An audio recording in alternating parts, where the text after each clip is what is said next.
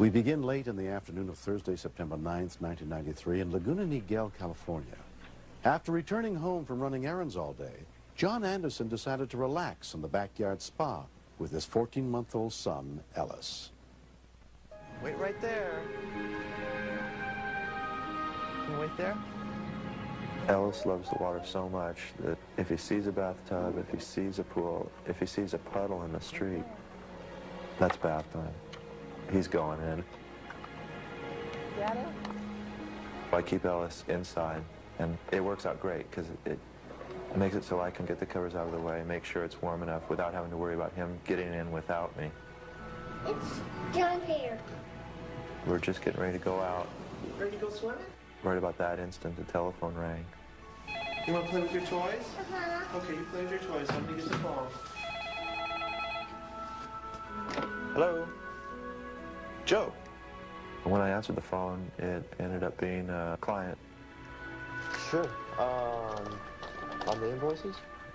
I heard Ellis in the family room working on the stereo. He bangs on it and switches all the knobs. Okay. As long as he was there, I knew I could talk on the phone because I knew where he was and I knew it was safe.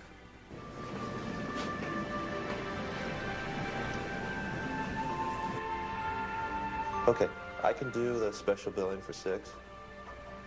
Shortly into the conversation, I didn't hear him anymore. Joe, no, hang on. Okay. As soon as I rounded the corner of the kitchen, my eyes focused on the sliding window being open. Instantly, I had just a cold feeling run from head to toe. He was absolutely lifeless. When I turned him over and saw his face, I thought, he's dead. He's gone. When we continue. Oh, God, help me! I've never had a call where I was able to bring somebody back to life.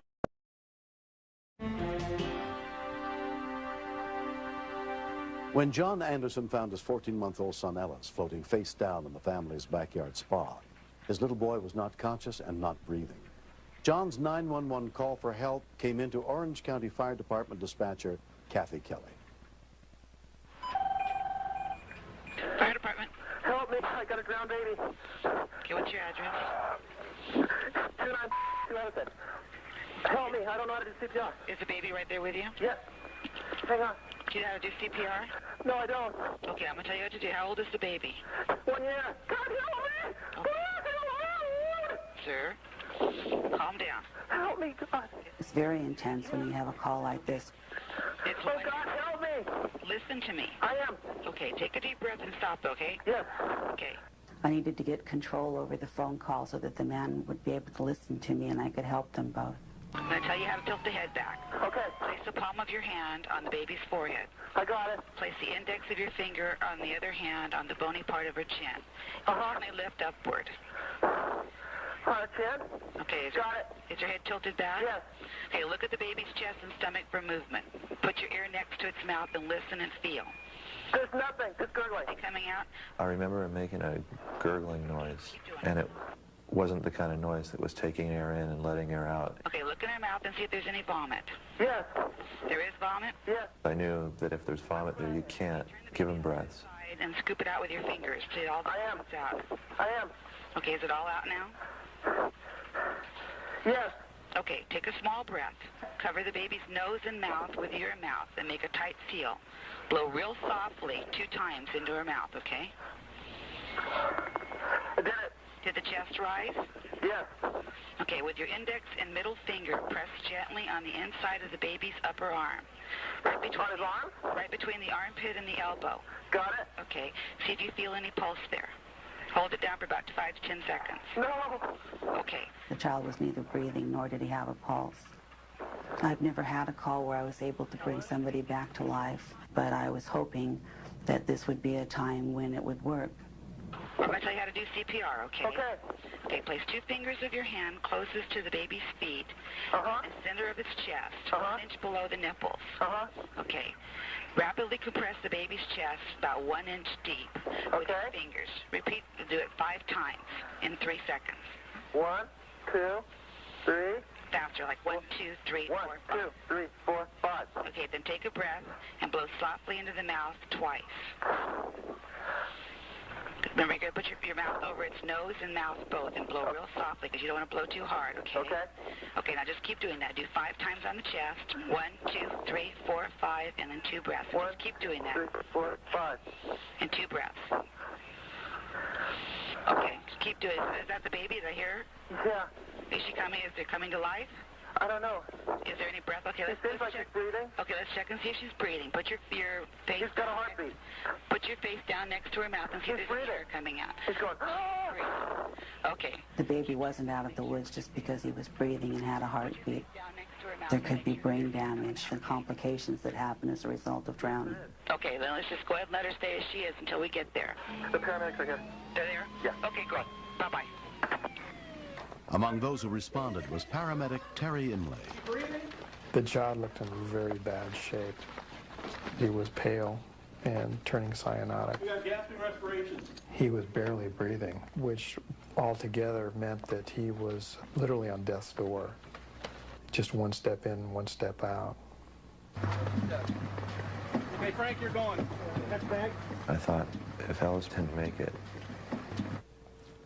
I'd have missed my best friend.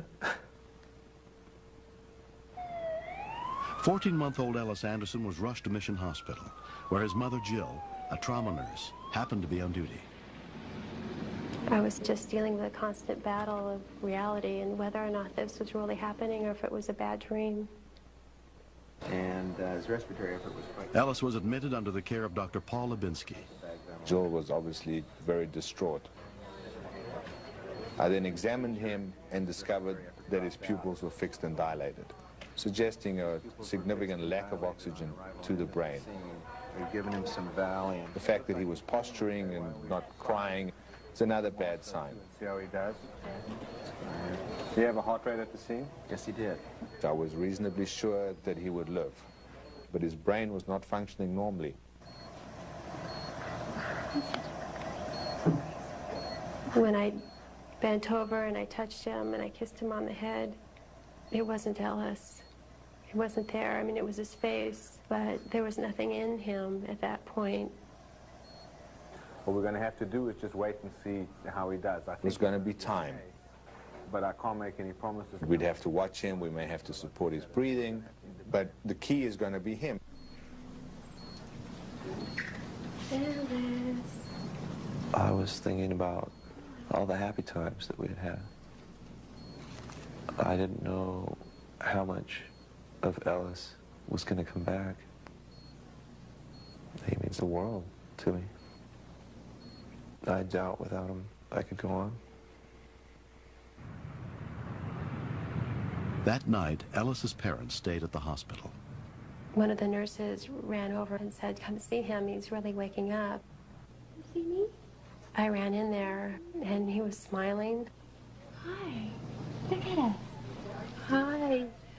I was totally relieved. Hi, mommy. Come here.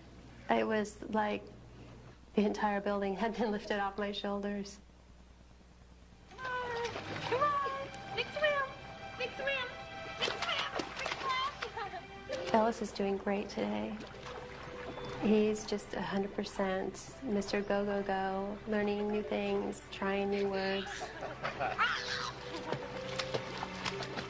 John and I have never had so much fun in our lives. To have somebody that age that relies on you for his safety, you feel like you let him down. I feel more than lucky to have a second chance. I'm looking forward to meeting Kathy, the 911 dispatcher, to put a face with the person that played a big part in keeping my dreams together. How are you? Pretty well.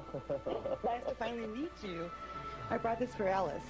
When I heard the baby start to breathe again, it was the most fantastic feeling I've ever had. Super. It just felt wonderful to be able to help somebody and to think that I had been able to instruct the father how to help his child come back to life again. Doing good. Oh, you're so cute. It was just a very special moment. In order to prevent drownings, the primary factor is constant adult supervision. Somebody has to be watching the child all the time.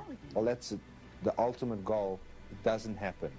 So we have to do something else to put another barrier in the way. We've put up a fence around the spa. It has an automatic closing device. It has a combination lock. So even if he could reach it, he wouldn't be able to get in. I'm also a very great proponent of CPR. Doesn't matter how high your fence is. Won't help a bit if you don't know CPR. He's the greatest. I just look forward to seeing him every day. Doesn't matter what we do. The fact that we can do it is all that matters.